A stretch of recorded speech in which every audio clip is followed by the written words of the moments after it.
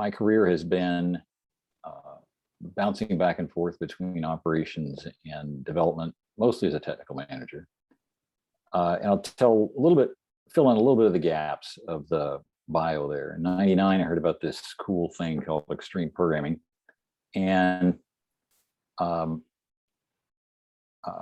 couple of years later, in early 2001, I managed to get me and a bunch of us sent to one of the early workshops, extreme programming immersion, and it came back a convert and an evangelist for all things Agile.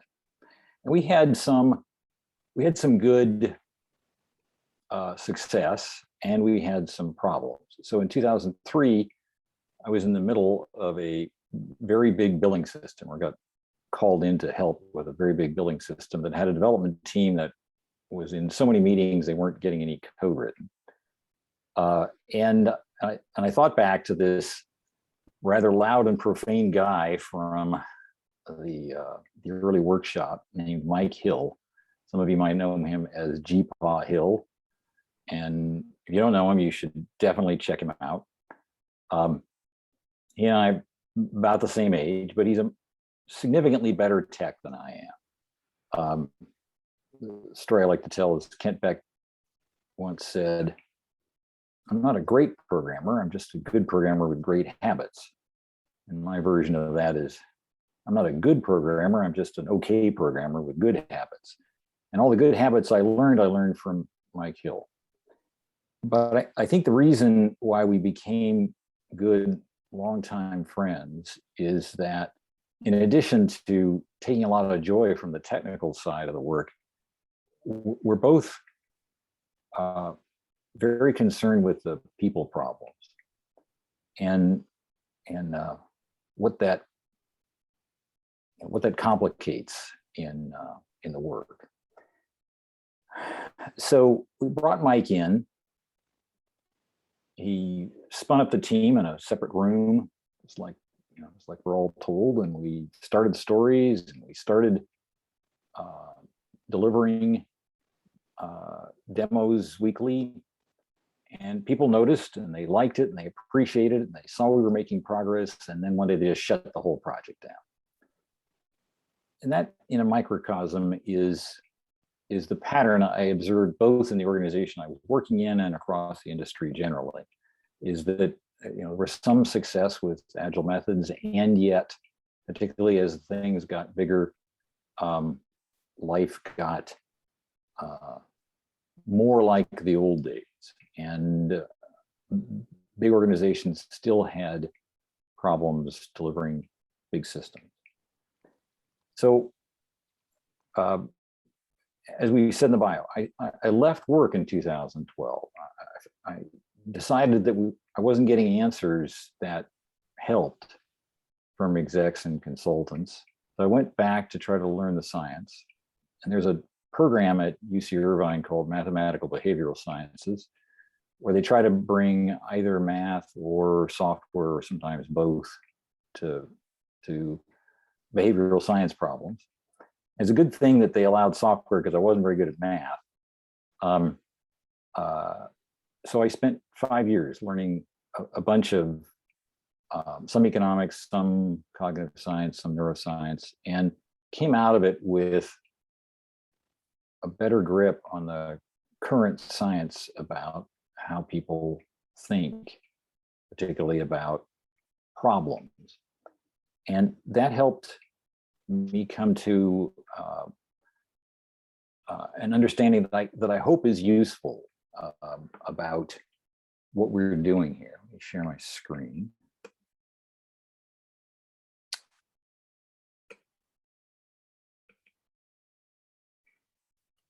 Originally, this talk referenced SAFE right in the title.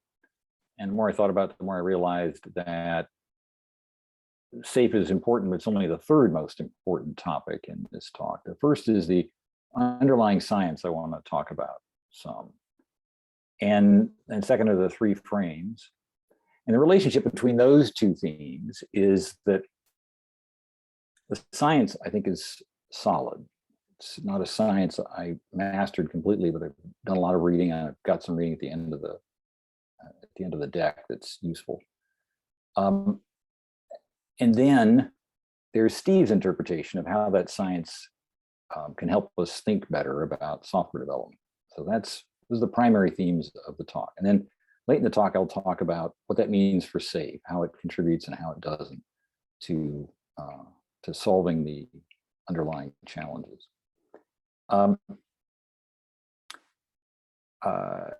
So let's dive in.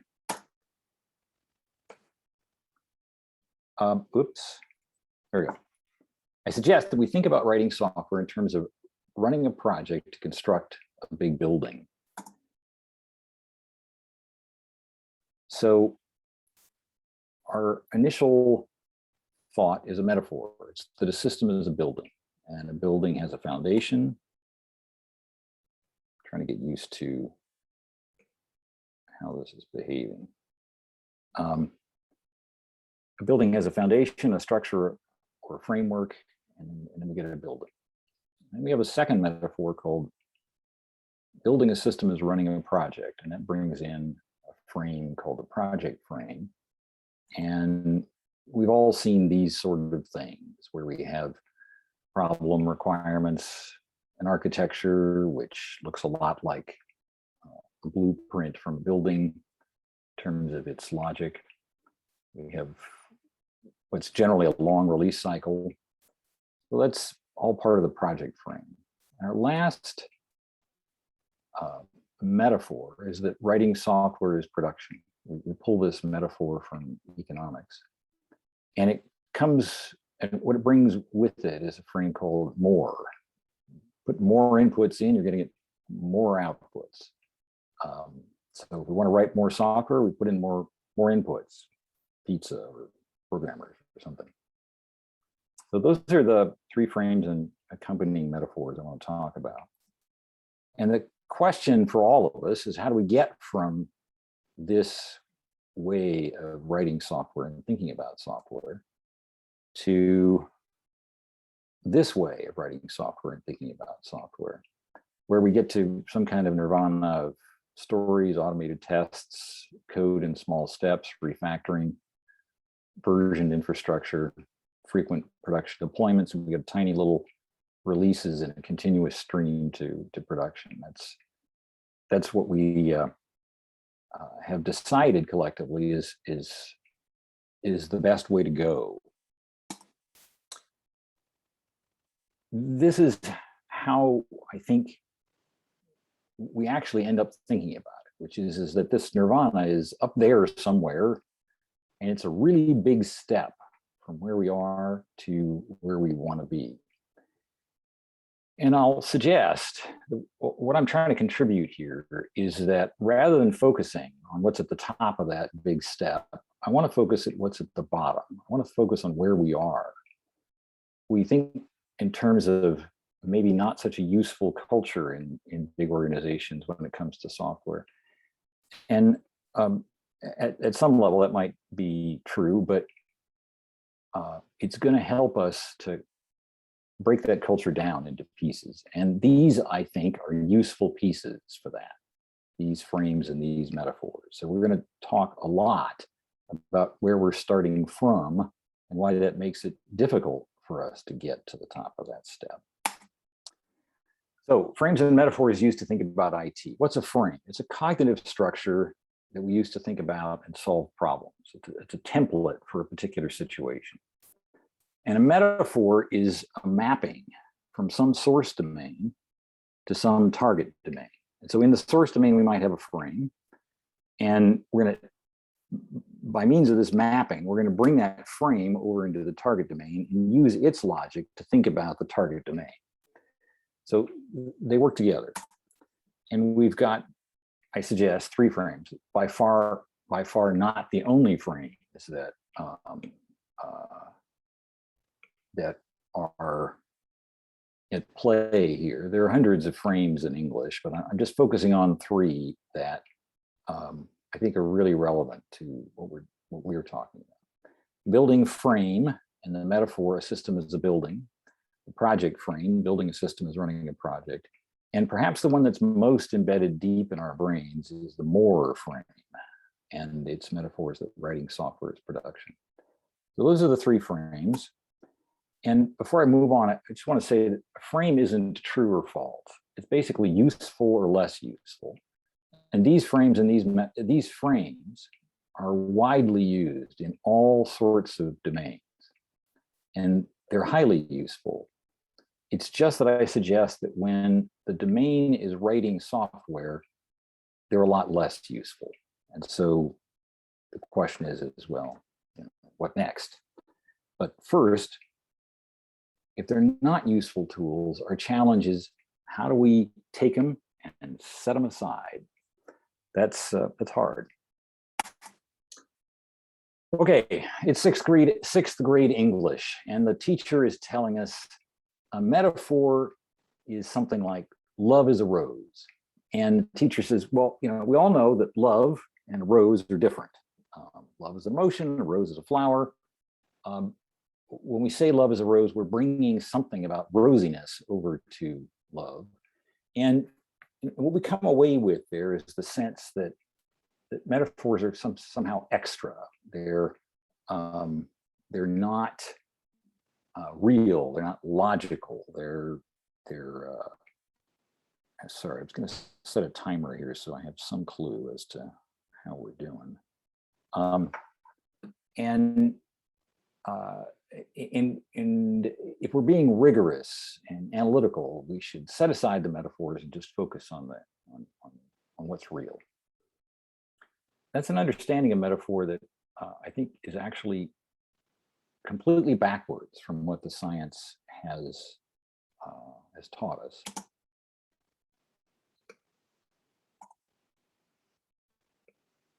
Whoops. Let's try this again. All right, finally, there she is. This woman is pushing as hard as she can on this truck. She's putting her all into it. If at the same time she was pushing, we were able to look inside her brain and observe, here's what we would see. The top of your head on both sides is what's called the motor cortex, and that's what organizes motor movement. And we would be completely unsurprised to see that area of the brain lit up. We get really focused on something, that's where oxygen in the brain, which is what this image measures, is going to focus. That's completely unsurprising. But what's probably somewhat more surprising is that the two guys who are watching her, if we were watching their brains, the same areas would be lit up. And the reason for that is that humans and other primates understand the action around them by simulating it in their own minds, by pushing, not quite as hard, but still hard, on the same truck that this woman is pushing on. So they're busy pushing in their minds. Perhaps even more surprising is that when we get a metaphorical statement like Europe is pushing obstacles out of its path to economic recovery, that the same thing is happening. But the way we understand this sentence is not in some abstract logical way. The first thing we do is simulate the action in our minds that's implied by the sentence. So we are busily pushing obstacles, pushing on that truck to get it out of our way. And then we think about what an economic recovery is. So metaphors are absolutely not metaphorical. They're some of the most real, most foundational mechanisms we have in the brain. Let's move on to frames. Puzzle on this picture for a minute, and if somebody feels like it, you can tell me what's wrong with it. But this is my down under industrial average, and there's something funny about this picture. And let me illustrate it a little bit by talking about what we do when we're younger than 1 year old, before we've acquired any language. I'm holding a thing here. And if I let go of this thing, there's no one on this Zoom or watching this video who has any problem predicting what's going to happen. If I let go, it's going to fall to the first surface underneath it. And then I say, well, how do we know that? You might say, well, I learned it in 8th grade science that there's gravity and it's going to pull objects down to the earth. And I'm going to suggest that no, that's not when you first learned it. You first learned it when you were about between 3 and 6 months old. And you started being very interested in watching what happens when granddad drops something. And it was even more fun when you were standing in the crib and holding a toy or a balloon, and you'd let go and you'd watch it fall to the ground, and granddad would pick it up again, and you'd do it again a few dozen times. Over hundreds and hundreds of repetitions of this, and of pulling things over to chew on, and pushing things around, lifting yourself up, and trying to walk, scooting around. Each baby comes to understand how things move in the world and comes to predict them all very well. So none of us has any problems understanding what's going to happen if I let go of this. Another thing that happens in that time before we're 1 year old is we watch mother pour water out of a pitcher into a glass. And we noticed that the more water she pours out of that pitcher into that glass, the higher the level in the glass goes. And so that's what's wrong with this graph. All the information for the rise of the Dow Jones Industrial Average over the past century is here. The problem is it's upside down. The down under joke is, well, you know, if we were in Australia, maybe this would be the right side up. But no. Deep in our brains is the notion that more, even if it's in a mathematical setting like this one, where we think it's all logic, it's all math, it's all abstract. No, we really are uneasy when the vertical axis isn't up. That's really what we expect. And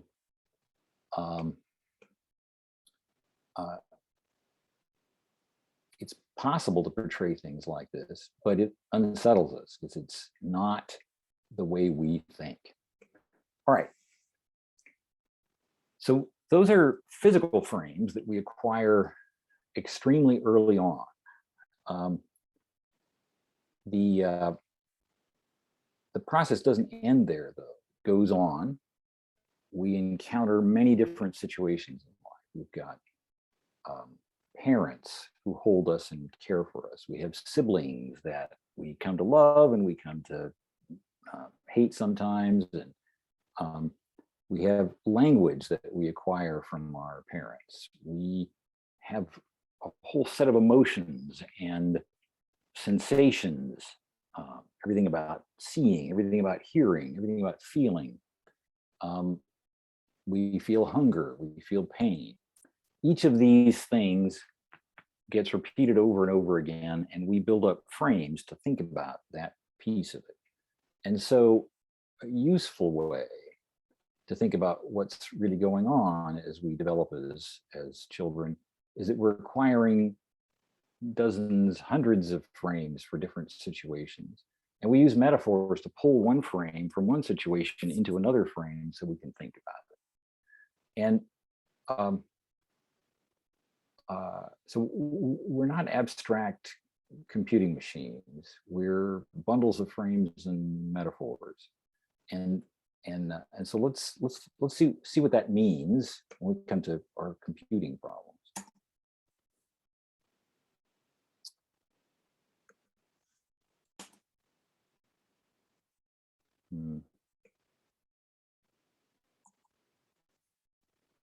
say I'm having, okay,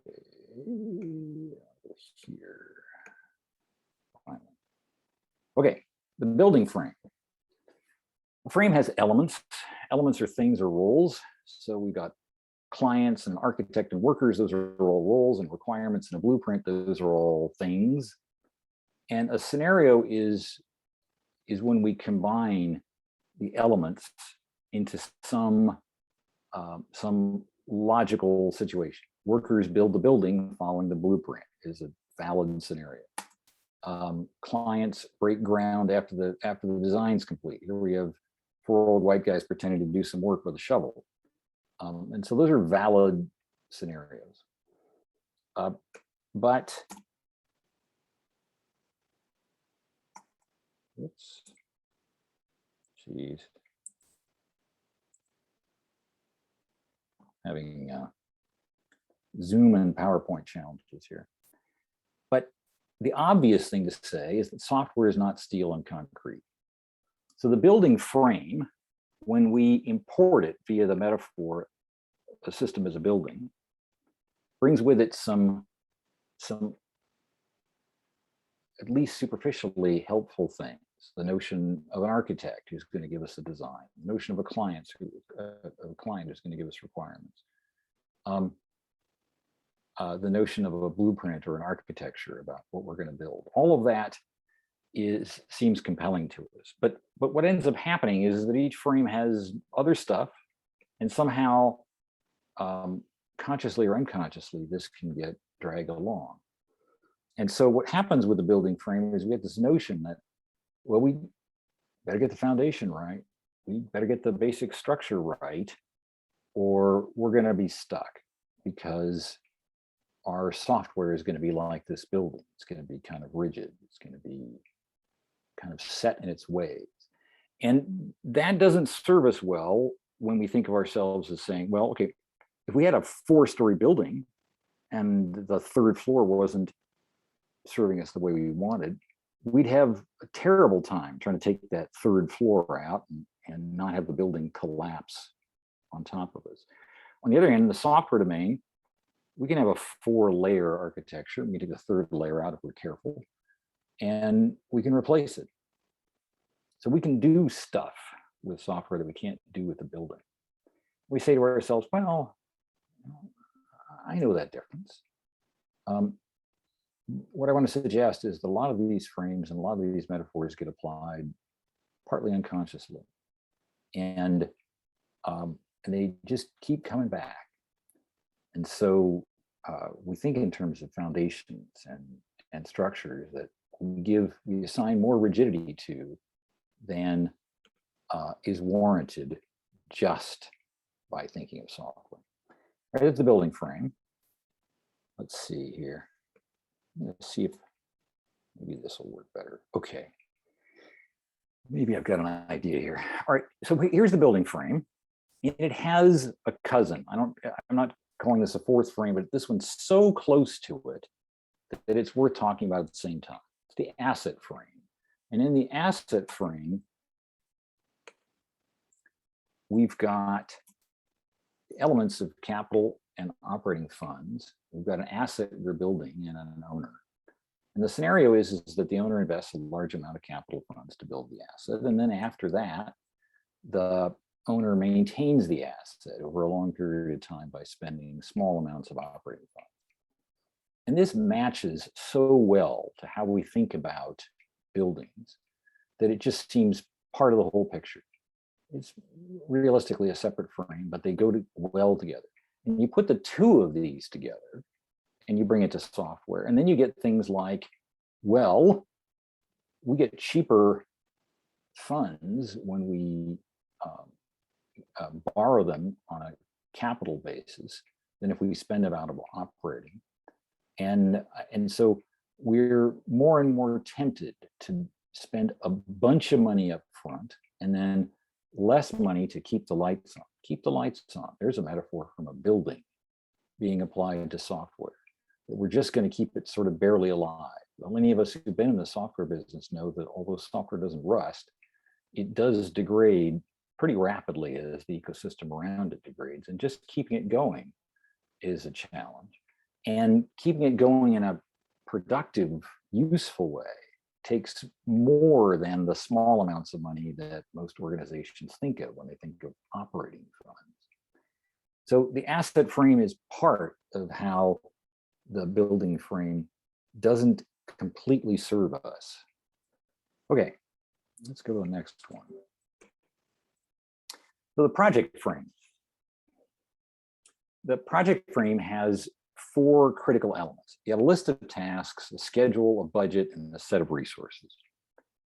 And the key scenario of the project frame is that the project manager role trades off among these 4 elements to accomplish the project objective. That's the heart of a project. We can always, the art of being a project manager is deciding, well, nuts, I got too many tasks, my scope's too big, let's pare it down in order to meet the schedule. Or we actually have more time in the schedule, we can add more tasks. Or that we have a constraint or not around budget, resources.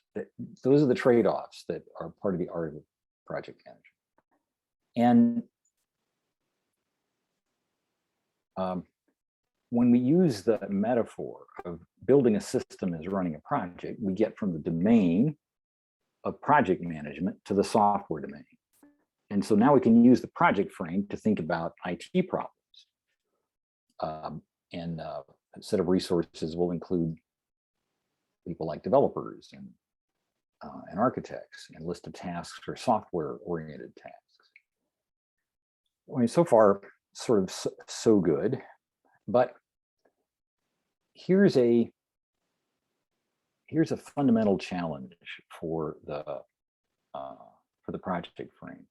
Remembering that in the back of our minds, we still have that building frame. And in a building frame, what do we do a lot of once we have the architecture in place? Well, we do a lot of the same thing. We do a lot of laying bricks, or pouring and pouring concrete, or putting up yet another structural beam. The same activities over and over again. But when we're writing software, we're not just typing, we're not just laying bricks. I'm going to suggest that we're creating a representation of a problem, and that process has an unpredictable duration.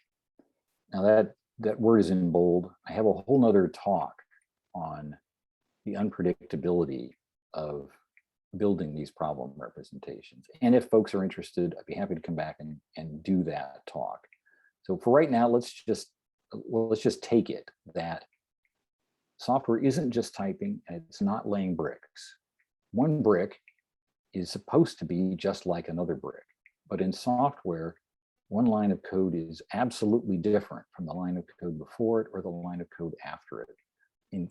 In context, it's different from any other line of code in the system. So that difference brings with it a certain inherent unpredictability. So we have a problem domain, a real thing that we're trying to represent in the solution domain of software. We've got lots of stuff to do there, big and little things. And what I suggest we're doing here is we're not typing. In this mapping, we're creating many problem representations at many different levels, and they interact in strange ways, and the duration of this process is unpredictable. So that's going to create a problem for the project frame, because projects are all about being able to size tasks and put them in a schedule and trade off among them. So that's the fundamental challenge for the project frame. Okay. The most deeply embedded frame for us is the more frame.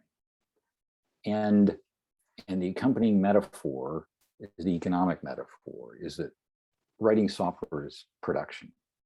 So the elements of the more frame are pretty simple: inputs and outputs. And the scenario is that more inputs give us more outputs. What we learned as children, as infants, is that you pour more water from the pitcher to get more water in the glass.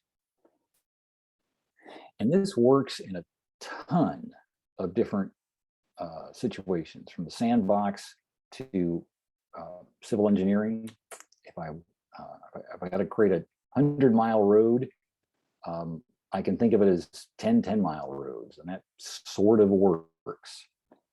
But it doesn't work for everything. It doesn't work if what we're talking about is a structured system. What's a structured system? How about that? That's a mosquito. Now, supposing we were going to do a bee movie in the 50s. We said, well, wouldn't it be scary if we had a mosquito the size of a dog, 100 times bigger than a normal mosquito?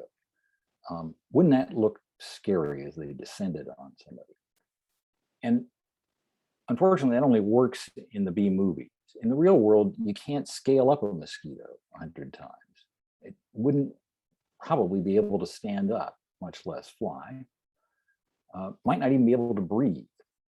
So instead of having a 100 times scarier mosquito, you'd have a failed system, something that would collapse literally under its own weight.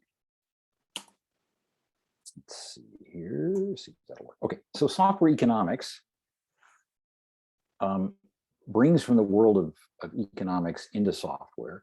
We've got the economic notion of production, and now we're going to treat writing software as a production process. And the more frame is essential in basic economic thinking, that you got more inputs, you're going to get more outputs. More money gives us more software.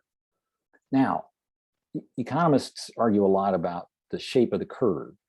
It could be that it's completely linear.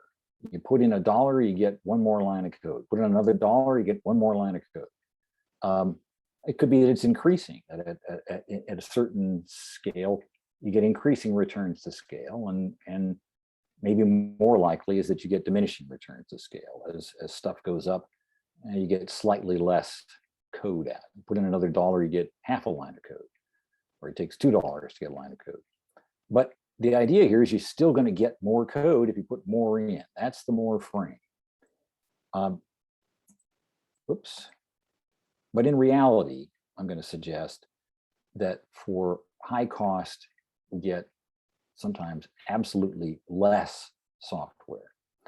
And the classic case of that is if you throw too much money at a project, the burn rate gets so high that patience gets really short and gets canceled, and you get zero software.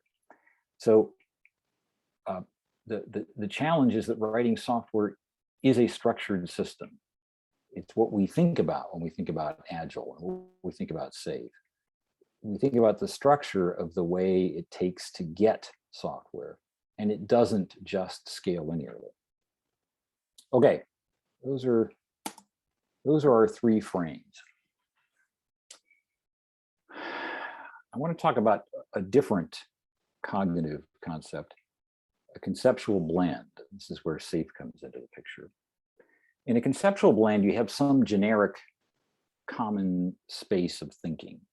And then you've got 2 separate spaces that are different from one another. They're somehow not the same. And then at the bottom, you bring elements from each of those separate inputs into a blend.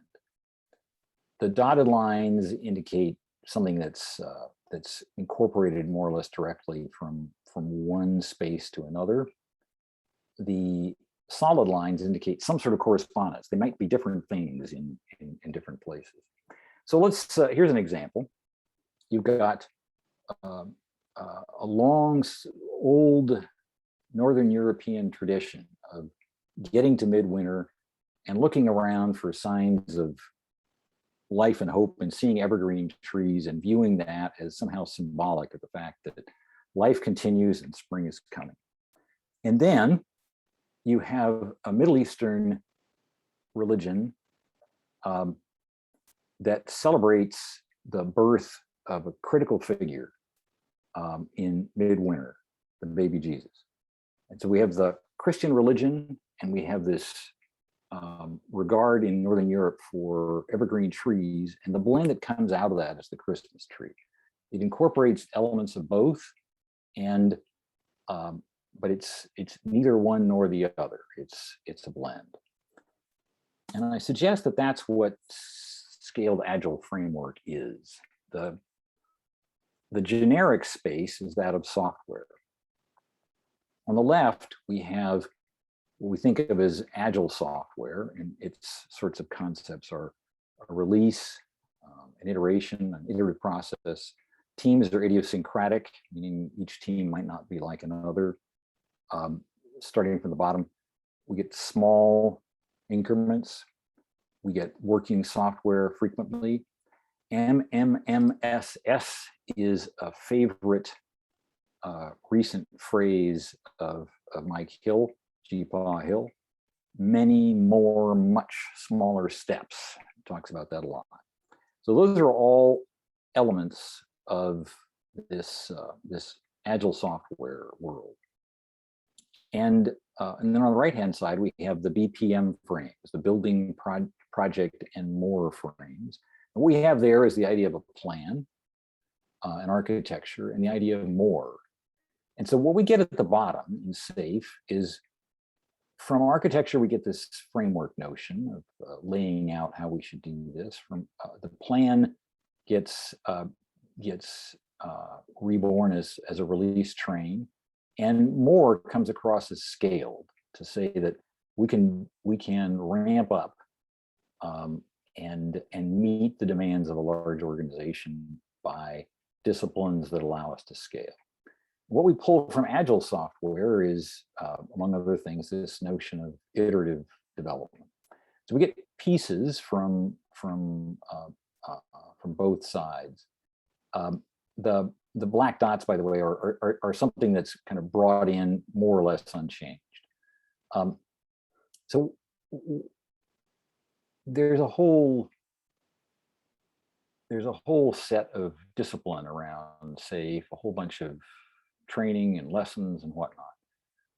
I'm here to suggest that if we look at a more fundamental level at how the average executive thinks about something like this, that it is in fact a blend, that it's a way to bring together the BPM frames that we haven't let go of yet and have them coexist with this new agile software thing, and come away with it feeling like we have the best of both worlds.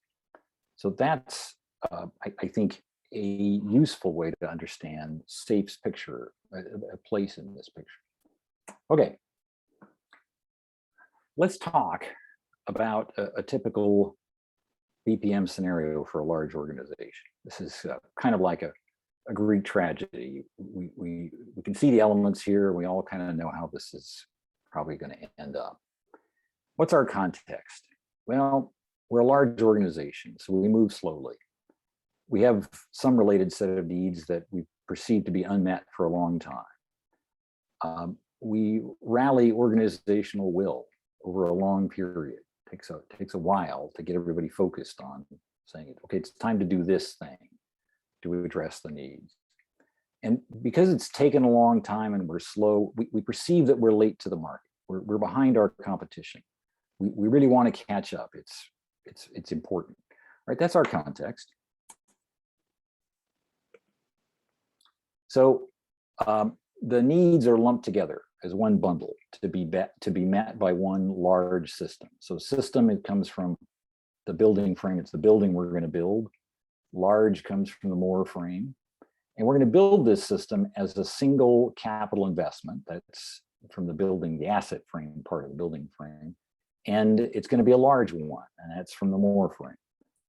And so we start a project to build our system. The project is sort of by definition late at the start because of that context. We feel like we're late. But we're a big organization. We have more funds. And so we can take those funds and we can trade them off against time to shorten the schedule, because time is money in the project frame. The shortened schedule, therefore, requires that we have more components to be built simultaneously. And in the project frame, well, we just have to run the threads concurrently and manage it a little bit more carefully, but we can do that. to meet the schedule, our development needs to begin before the architecture is really complete. We might have a PowerPoint architecture, we might have some of the stuff written down. We probably don't have a working architecture. And so we're going to sort of sort that out as we go. To manage the costs, another project frame consideration, we staff the project with a few architects. That's pulling that from the building frame, the high-skilled folks who do our overall design. And these are high-cost resources. That's a project frame consideration. And then many, because we have the money, we have many low-cost contractor resources, another project frame notion of we can trade off resource mixes. And those will tend to be offshore developers. They're the equivalent of offshore bricklayers. They're just typing for us. We just have to tell them what to type and they'll type it. And we're bringing that in from the building frame.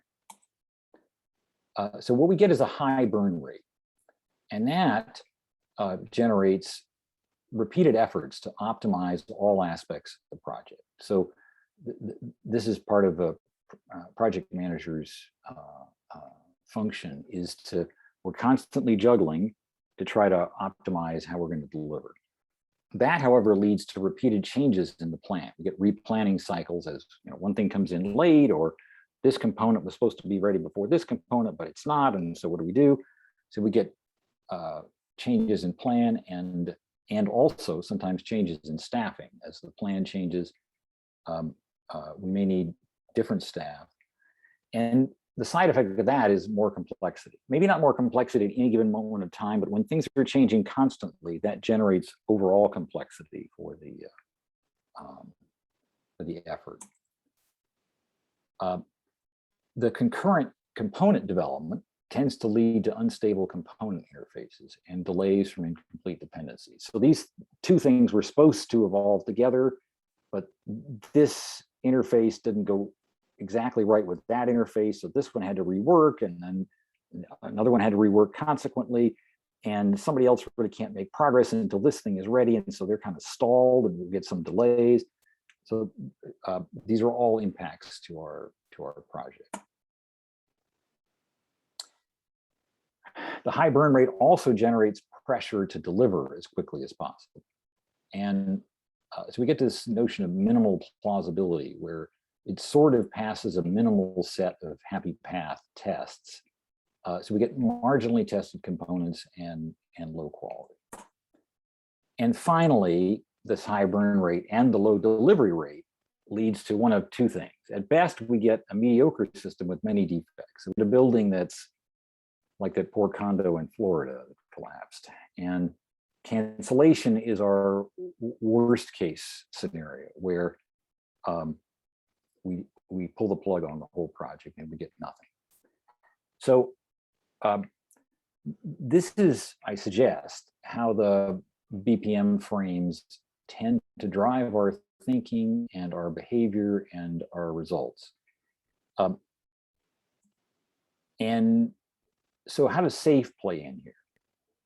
So as I suggested, because it's a blend, we get the old BPM frames and the new software frame existing side by side in SAFE. And so what we get there is, I'll suggest, a marginal mitigation. As long as the BPM frames drive the underlying thinking, that's going to be the primary dynamic.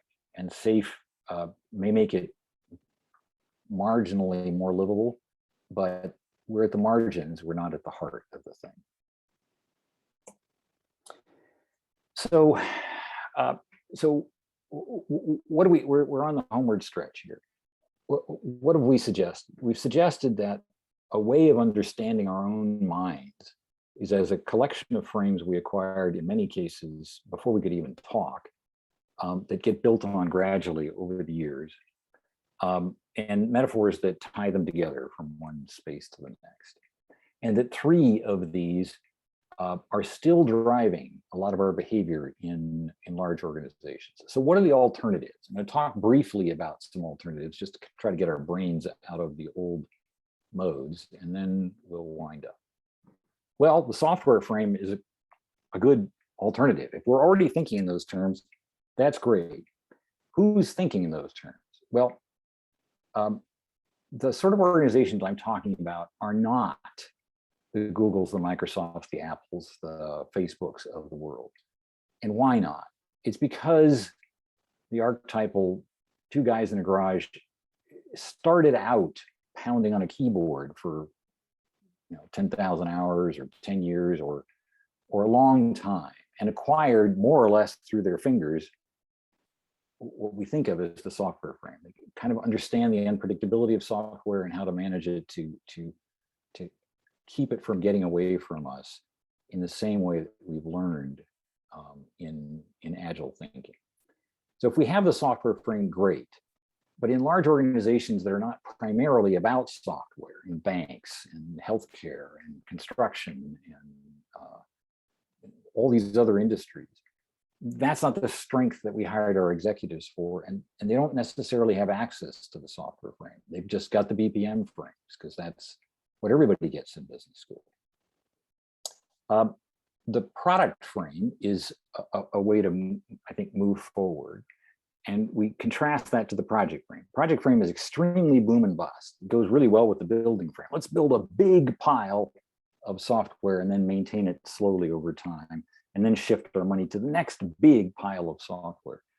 Whereas if we think in terms of the product frame, we accept that we're never done, that there's always a next feature, that we want some stability in the team, that the team itself begins to have independent value and independent understanding and knowledge that enables us to go faster over time than if we think just in terms of the project frame, that they're just a set of resources, just a set of typists, we'll swap them out and bring in another set of typists. And so we get to a more effective expenditure of our efforts if we move to the product frame. And we stop with the asset frame notion of huge pile of money and then nothing. Instead, we spend intermediate amounts of money all the time. All right, so those are common alternative frames. Let's get a little more speculative. Talk about a couple of other ways. How am I doing on time here? I got another, I don't know, 7 or 8 minutes. Okay. Let's think of the organization and its software as a brain. In the brain, we have a neuron as kind of the lowest level of computation, like a CPU, but it's actually not a CPU. Every CPU is like every other CPU, but no neuron is like its neighbor. Why is that? Neurons learn incrementally over time. Each neuron has a structure of connections to other neurons, and that makes it, at least in some measure, unique. And so if we think of persons as neurons instead of CPUs, absolutely swappable, then we begin to place value on the learning and understanding that persons acquire incrementally over time. And then we think of the organization as a network of neurons, a network of people linked by relationships and by software. And the way to think about those is that key to the organization's ability to adapt is the flexibility of an individual person. And ideally, if we do it right, the software is the next most flexible thing we have. The software holds us together in a repetitive sort of way, so that we do things the same way day in and day out. And that supports our people, and we can change it quickly to do new things. So that's a different frame and a different metaphor that could be useful to us. Here's one. I love this one. Software teams as mitochondria in a cell. So the cell is the organization. The software team software teams are mitochondria. What's that all about? Well, the idea is that the unit of delivery becomes the team, not the individual programmer. What's important is how the team works together. What's a mitochondria? The mitochondria are the energy units in a cell. They provide energy to the surrounding cell, but they actually have a separate boundary. They're actually evolutionarily a completely different thing. Got their own DNA. They were incorporated who knows how many hundreds of millions of years ago into cellular organisms. They're in approximately every cell we've got, and they provide energy to many different kinds of cells. And so the metaphor here is you got the cell doing its business, and you got the mitochondria doing its business, and never the two interfere with one another. It doesn't pay off. And so what we accept in this metaphor is that each team is small and idiosyncratic, and we don't try to get inside the team too much and monkey with it, as long as it's delivering the energy, the software that we expect it to.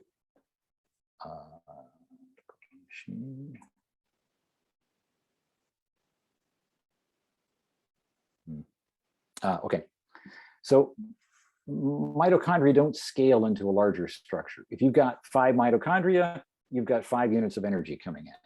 If you've got 10 mitochondria, you get 10 units of energy coming out, and you can't put them together into some fancier, bigger structure to get 11 or 12 units coming out, or 6 or 7 units coming out. They don't scale that way. They just scale linearly. So each team can generate a certain amount of software, and combining them into a bigger thing isn't going to help you.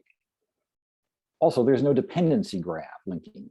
You can't expect the energy from one mitochondrion to somehow affect the outputs from another. So they each operate independently. And so what that perhaps suggests to us is that the idea that multiple teams can concurrently develop good interacting components mostly is real in PowerPoint. It just basically almost never happens.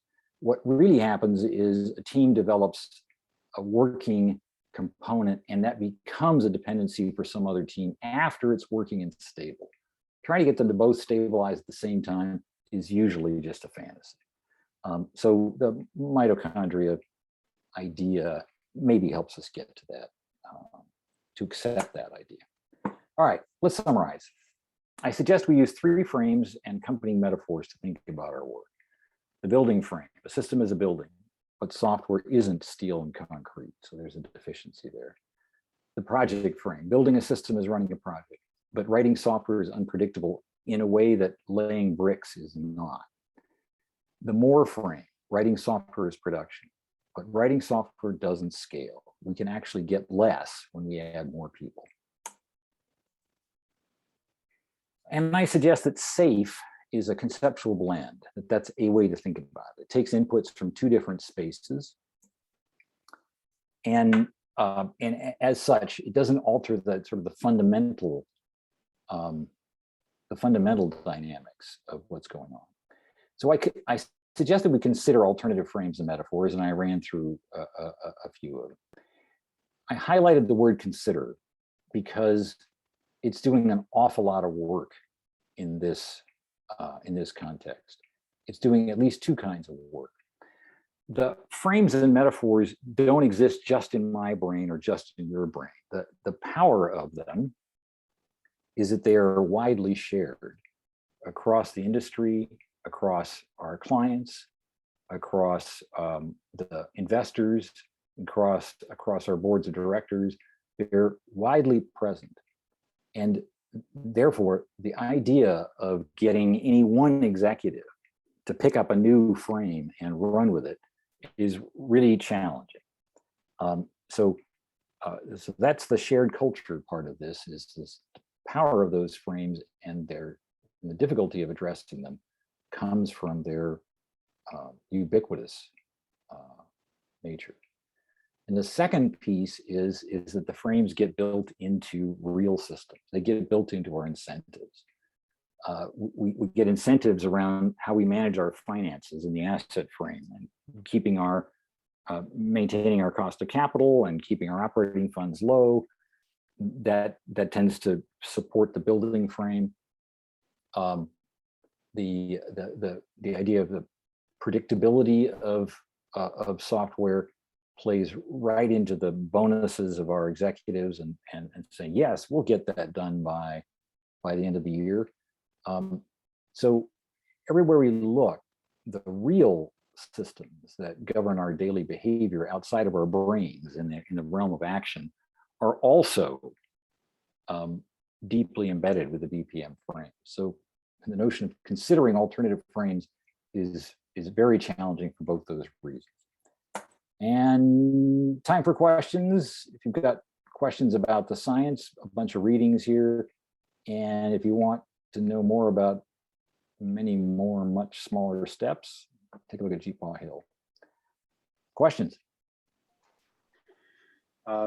Regarding the acquired frames, and I suppose moving forward or maybe trying to establish a better frame, do you know of any ways that are like best way to break the frames that others have, like to break them free from the frame?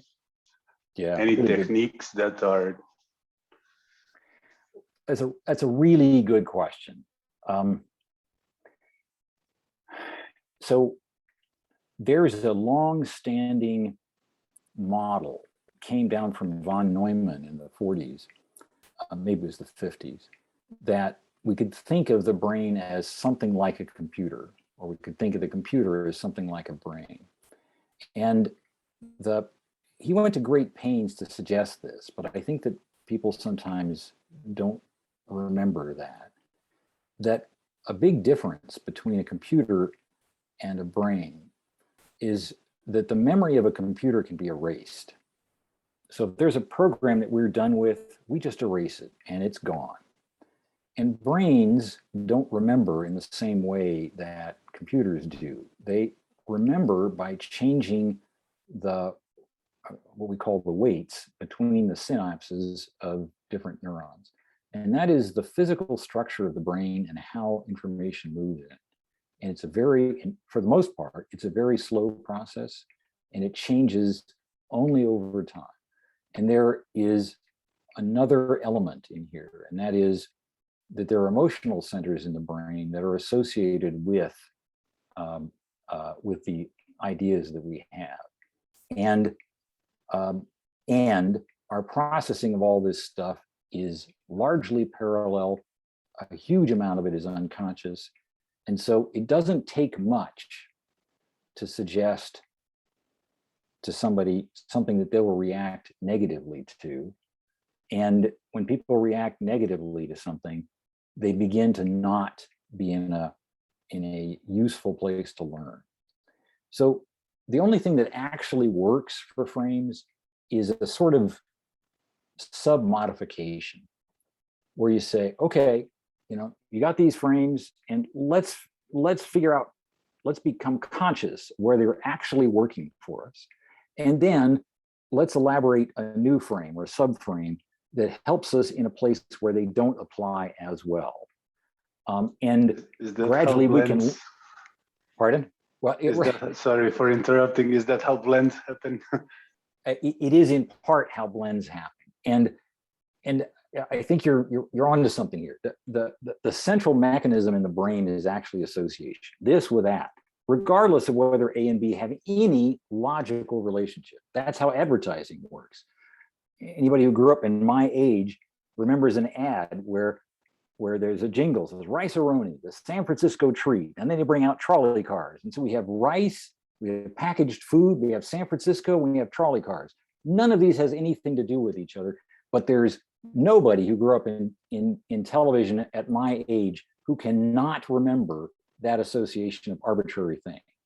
So the brain brings arbitrary things together, and our job, our challenge, is to try to gradually help somebody build a new frame without getting them so alarmed about the old frames that their reaction is hostile and they stop learning. So everything we learned in kindergarten about how to be nice to people turns out to be an exact acknowledgement of how the brain really works and how hard it is to help somebody get to a new frame. So it's a hugely challenging thing. And part of the reason I'm here is to begin to say more publicly what I've been saying in my organization, because the word has to come from multiple places before people can begin to let go of this old usage of these frames.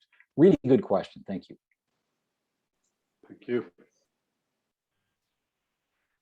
What I see there is that we tend to tell to people who go by the building metaphor or something, or doing the old waterfall development system, that we tend to tell them you are doing it wrong. And so have them immediately in a defensive, offended position. And I think we should really be more careful in not offending them, but telling them, okay, you did it and it worked. Somehow you see you have problems, we have improvements, and Yes. show them agile and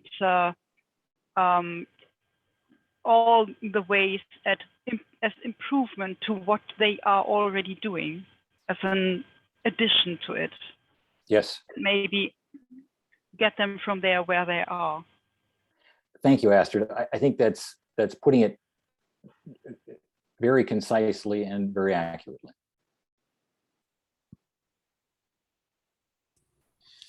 Yeah, Steve, if I can chime in behind you.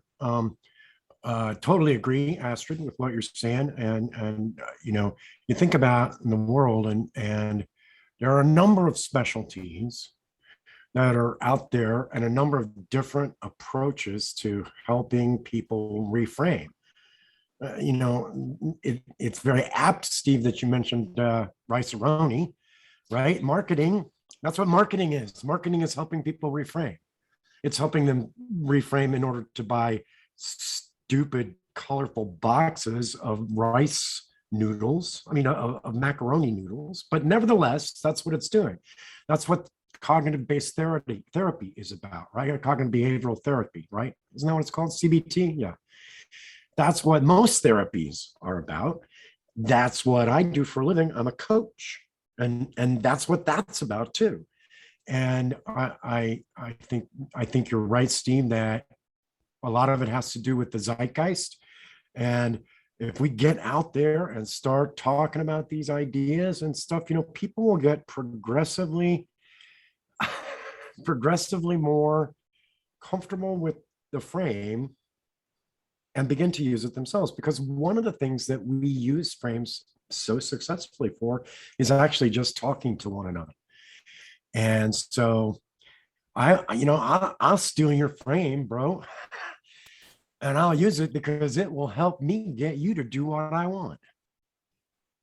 And Yes. So the more of that's out there, the better our odds. But yeah, it is certainly, the world's most challenging problem. The world's most challenging problem is convincing Kat that Rice-A-Roni is very, very bad for you.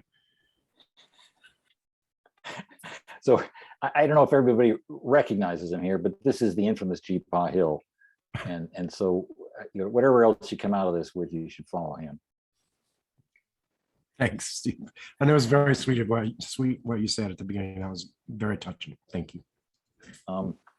Okay, any other questions? Amitai, are we out of time here?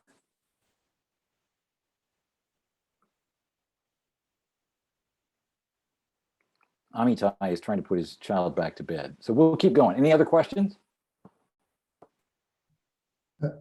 Have you presented this to any real safe advocates, proponents, and how did they respond?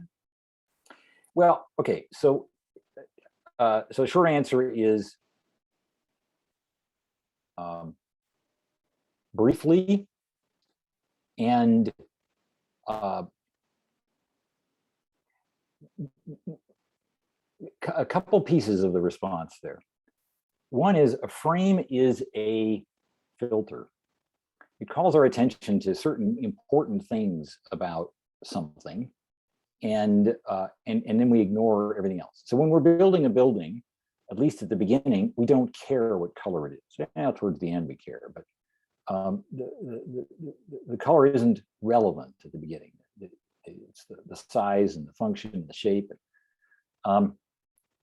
So when we present something to somebody, depending on what frames they're already approaching the conversation with, they may pay no attention to some aspects of what we're saying.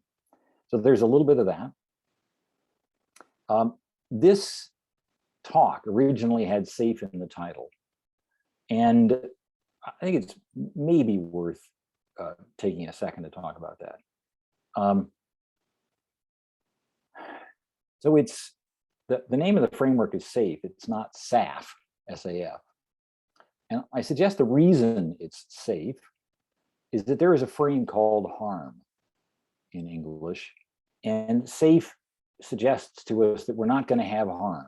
Bad things aren't going to happen to us. And you might say to yourself, well, that's, you know, that's sort of wishy-washy and not real. And I think it's absolutely real. Just turn it around the other way. Supposing we renamed our framework and we started to call it harm, the high agility, reliability methodology. How well would that sell? And the answer is not as well as safe. So the shorter answer is hasn't gone across that well, but my target audience is not safe practitioners and advocates. My target audience is executives, and the characteristic of executives is they're all busy, and they're mostly talking to each other, and so it's a challenge to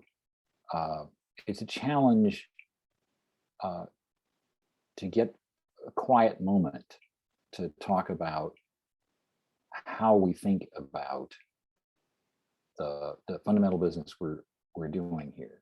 And I would suggest that safe is only at the edges of that conversation.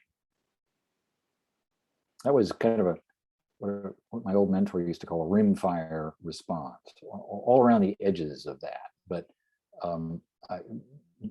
any follow on there? I think I agree. You can't take it to the safe people. They're too engaged. It's too much of their self-definition at this point to change. And I haven't seen executives. I would love to hear how you change executives' minds with this kind of conceptual talk. So, well, if I ever get there, I'm sure I'll advertise it. So, bits and pieces around the edges of communication, and in general, standing back and trying to look at it from an objective perspective, I'd say I'm batting zero. So part of what I'm trying to do here is as Mike said, is broaden the conversation. If the talk is going to be out there, I'm going to try. I've got, my executives, both within my company and within the company we're working with who's doing safe. I'm going to ask them to listen to this and see where the bombs go off. Wonderful. Wonderful. Thank you. I'm glad you felt it was of some value. Hi, Sheila, please. Yeah. Johanna had a question in the chat that I don't think you saw. Oh, I'm sorry, I did not. I'm a complete Zoom newbie, and I apologize for anybody I've missed. If you'd like. It says, I understand about your idea of product versus project. What do you do when the org has more products to develop and support than they have teams to do development and support? Well, to parrot the Mike Hills of the world and the Kent Becks of the world and the Ron Jeffries of the world, we've got to figure out what's most important to us. And in general, nobody can do everything simultaneously, even in a big organization. One of the perils of a big organization is we have to do a whole lot of things simultaneously just to keep going. But what software people, I think, acquire mostly through scar tissue is a little bit of humility about what's possible. And part of the challenge of the project frame is it suggests that there's no real upper limit on the number of threads we could run simultaneously. And the software folks just kind of roll their eyes and say, well, if one product is really going to need something real from another product, let's just do the dependency first and get it solid, and then start the next project. If we try to run the two products simultaneously, we'll probably not be happy in the end. That's a very hard message to convey within the BPM frame. Takes some hard work. I don't know, did that answer that question? I think you were saying don't do it. So that's, I don't think it's one that most people or most management are going to accept, but it is an answer. It is an answer, right?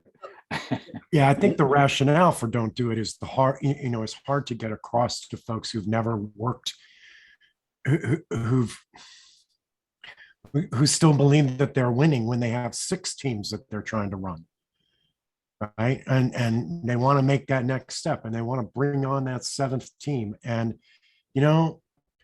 I've never seen anybody run 6 teams successfully. I've never seen it done. And I know that in theory, I know there are historical projects where that sort of thing succeeded, but in real life, unless we make our teams extraordinarily independent, in which case we have not scaled Agile framework fully, then what we're doing is we're going to stumble against the problem of having a central intelligence running too many threads to be successful. And it's, you can actually explain that to computer geeks pretty easily because we've encountered it. But it's very hard to explain to people who've never worked with actual parallelism in computers, because actual parallelism in computers costs. It costs a lot. So much so that sometimes you get faster performance by reducing the number of parallel processes that you're running. Anyway, sorry, you triggered me. Sheila, thank you for that question. Do you have another question yourself? Yeah, I do. My other concern is all of this seems to be talking about within a system, within an application. It's not really talking at the enterprise level from the standpoint of the different business processes and even the different systems. I mean, it sounds like you're talking about scaled Agile, but I don't think you're really talking about at the enterprise level. Am I missing something? So let me try to do a decent job of that, because it's a really good question. So when do we get to independence to the point where you can actually do more than one thing at once? So first metaphor is the 2 guys, or let's be, or 2 women in a garage, who come up with a brand new thing. And the accepted wisdom there is it takes a while to get to a good core set of software that does some minimal viable thing well and can get off the ground. I'm in the healthcare industry, and this is a favorite story of mine. There's a woman named Judy Faulkner who started the Epic software company in the late 70s as a grad student.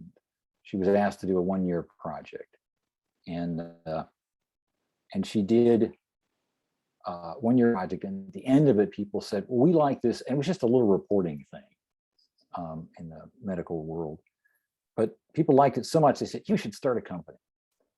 And so for a while it was just her, and she kept adding on function, then she added another person, and in 20 years she had maybe 200 people, but it took her 20 years. at the end of that 20 years, at every conference in the healthcare industry where there was any sort of evaluation, her software beat the crap out of every other software in the industry, even of companies that were 10 or 100 times her size. And she did it because she built it up the way a software person does, increment by increment by increment, until she had a core of software that she could then usefully employ a bunch of people to elaborate on.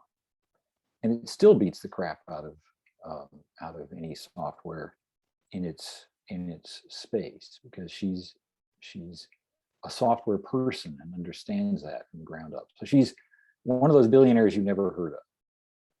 But her space is not all of healthcare. Her space is some specific, I'm assuming, fairly limited area. What you're saying?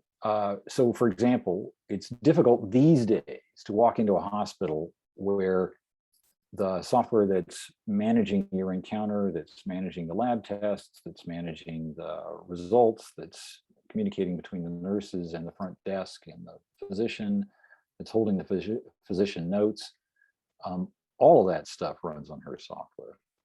So, and also in all on just her software, or is it on her software in combination and interfacing with a variety of other software? Increasingly, it's on her software. And by the way, from a technical perspective, this is a software system that no one could love. It was written in mumps, which was really cool in the 1970s. And it's actually a highly powerful language that only people who are, it's like APL. It's a real acquired taste. For a long time, it didn't do transactions worth the darn, so heaven help you if you crashed. But it's grown up and it's livable. And then for a long time, she had the world's largest BB6 front end. BB6 was modern in the mid 90s, and it's been running for another 10 or 15 years on beyond that. 1 million lines of code, by far the largest BB6 app in the world. So this is an architecture nobody could love technically, and yet it works, and it runs increasing amounts of the real healthcare that people get. Now, yes, there are lab systems that it interfaces with. There are pharmacy systems that it interfaces with. But the core interaction between physicians, caregivers, patients, nurses is increasingly running on her software. Now, I want to get to your original point. Any large organization, any large healthcare organization, does have multiple areas of concern. It might have insurance concerns. It might have recruiting and membership concerns. It might have capital building concerns for facilities. Those are all separate, very separate domains. And so the question is, what's the art of managing all of that? Now, what I wanted to tell about the Judy Faulkner example is that for a very long time, this was a small system that was growing incrementally, and it finally reached a tipping point. Now, would any project manager have been patient enough to wait the 15 years it took to get to that tipping point? No. But a patient company with somebody who's got software in their blood could understand how to make incremental progress over that time and get to the point where now, instead of it being 10 people, I could maybe hire 15 people, an extra 5 people in a year, where before it might have taken me 5 years to get an additional 5 people. So we could begin to scale up because the system had enough independence and enough stability in its internal behavior that you could begin to say, hey, you can go do this thing over here without it fundamentally threatening the stability of the rest of the system. It takes a lot of judgment, technical judgment, to some extent people judgment, to know when you've gotten to the point where you can actually start to scale up on the number of people. But that period of time in the life of any software company is a lot longer than the typical project manager and the typical board of directors has patience for. It's measured in many years, not in many months. Okay, so then we get a system that gets big, and now we can have quite a bit of people working on it, and it can still hang together, particularly if it uses modern kind of testing approaches, the sort of thing that Mike has been hounding us on for decades. So you can have a big system that is gradually incrementally getting bigger, and you can have another big system in another part of the organization that can be independently being modified. And then you have their interaction, their interfaces, and those change over time, and you've got an increasingly large integration testing problem over time. And then you have the opportunity to bring in new products. For example, things that the classic one in the medical space that I'm familiar with is that for a long time, the interaction was between you at the front desk with the nurse or the clerk at the front desk. And that was how the information got into the system. And then what do you know, the web happened. And all of a sudden, we wanted an ability for an individual to talk to this system. Well, there was no such animal. So we had to build an ability for an individual person to interact with a system that didn't originally have a notion of doing that. And so that becomes a new project. And it has to grow with its own internal dynamics around how quickly we can add function and make this better. So when it comes to an enterprise, there are going to be many things going on all the time. You've got many interfaces all the time. I suggest that running it as a centralized thing is counterproductive because there's no central intelligence that can handle that complexity. You're going to have to figure out a way. You have to figure out a way to empower lots of competent teams to manage their local complexities sensibly. You got a big system that can gradually increase. You got a big system that is a vendor supported system that you got to take new releases on. You got a huge other payroll system here, which got to spit out paychecks on time. You got a tiny little web system that you got to build over here. You got to have a bunch of analytical systems to do business intelligence. All those things require a lot of technical judgment and human judgment to manage, and trying to manage them as one big process is probably not realistic. Now, that's a really long answer, and I may have completely missed your point. How did I do? I kind of got lost on the patient care aspect because I worked on implementation of IBM patient care systems at a hospital complex many, many years ago when her company was in its infancy. And I don't know where they are in competition today, if they even still exist, but that was where you would get the information from the patient. That was where you would get the lab information added in. That was where you would get the insurance information, and it interfaced with billing and a few other things. Yes. So, and that was back in the early 80s. But that was kind of missing my point, which was from an enterprise level, if you're talking about a product, if the purpose of the enterprise is not simply to produce a product for sale to other companies, then you have a whole bunch of other things happening from an operational perspective. All of those things have to be interfaced together. You have to roll up to your financial statement, to your chart of accounts. Depending on what the nature of the business is, there are other things that you need to interface with. And to say that you can go off in a vacuum and do something, yeah, I would cancel that project. Well, so but that's not. I'm sorry, I walked on you. Please continue. I don't think you really addressed what happens at the enterprise level, because you're talking about building up a product company from something small where you add on more product as the company grows, not talking about a company who has a different business and is building things to support the enterprise at the enterprise level, where there may be changes that affect the entire enterprise in every department. Those are two different things, and it's a different juggling act. But again, I've worked on things like implementation of the generation of phones just before the smartphone for Nextel and Boost, where we were putting in the capability to take and send a picture and a video and a document, and working with a new platform for that, and working with a new billing platform. And all of those pieces had to come together. You couldn't do it in a vacuum. And yeah, we did have an MVP that we tried. We did some beta testing and went back and said, no, this isn't really working. But in order to get that beta out the door, we had to have cooperation, not just within the IT space, within the company, but also with the vendors, with a couple of different vendors, and with the engineers, and with the network.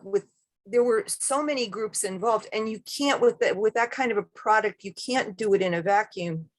And it doesn't really sound like what you're saying has addressed that, but maybe I missed it. I'm not sure. I really want to get a copy of the slides so I can review them and make sure I'm understanding what you're saying, because I think there's some really valid points in there. I'm just not sure that I understood everything, or if I did understand it, if I'd agree with it, but definitely many valid points. Thank you, Sheila. And so first off, I'm supposed to be chairing another meeting in about 30 seconds. So I want to say that I really like your question. Let me give you the completely inadequate 15-second answer to that, which is that the first thing I would do if I was faced with a very real sort of situation that you described is to say to myself, let me bring a small team together and let's figure out the tiniest pieces of this that we could do and in what order, and spend all of my effort up front trying to turn a big project into many medium projects, and each medium project into several small projects, and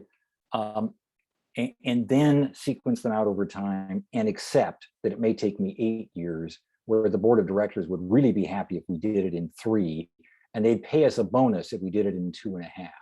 And that is a recipe for failure.